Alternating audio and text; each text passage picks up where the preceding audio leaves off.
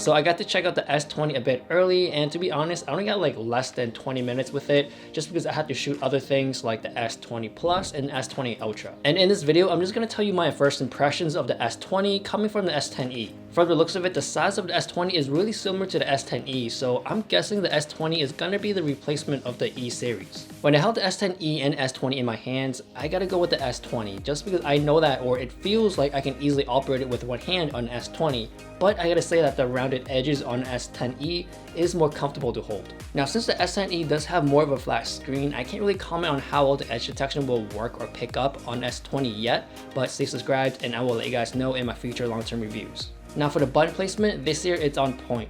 It's the same as Google and Huawei where it's all on one side. Whether I'm holding the S20 with my left hand or right hand, I notice that my thumb or finger is naturally placed on the power button. And since I'm coming from the S10e, you guys know that from my long-term reviews that I didn't really like reaching for that power button. And now with the S20, it naturally sits on my thumb. I don't have to reach for anything and I'm not scared of dropping the phone anymore, so this is why I really like the size of the S20 more than the S10e. Now let's move on to the display. Both of them are still really vibrant and colorful, and the S20 does have 120Hz refresh rate. And to be honest, I don't really see a huge difference for me to want it to turn it on. I would rather have it turned off and have a longer battery life. And I'm just a casual phone user. If you are a hardcore gamer or you just consume a lot of content on your phone, then keep it on because most likely you would benefit from it than people like me who don't really see it that often. For performance wise, they both look and feel really smooth. As I was scrolling through the screens and such, I didn't really feel a difference. I think nowadays all these chips are already well enough for us to do all the basic stuff that we usually do on a cell phone. Now moving on to the camera, the biggest feature here is the single take option, which basically uses all the modes on a phone and just takes it all at once. So in the end, you have multiple choices of whatever you took.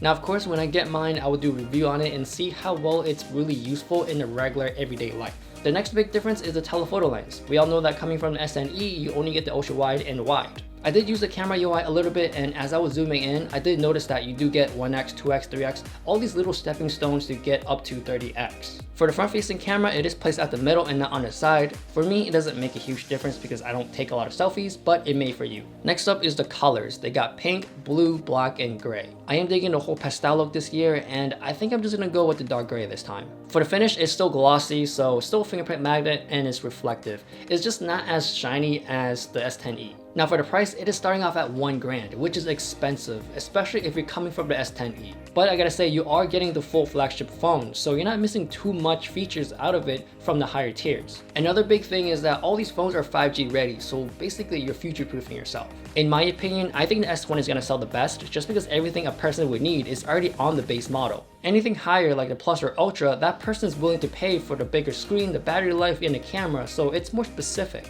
So that is my first impressions with the little amount of time I have with the S20. If you have any questions, ask below and I'll try my best to answer them. As you guys know, I will be pre-ordering this phone and you guys can expect more camera comparisons, especially showing off some 8K samples. But anyways, follow me on Instagram, please give a like, subscribe, and thanks for watching.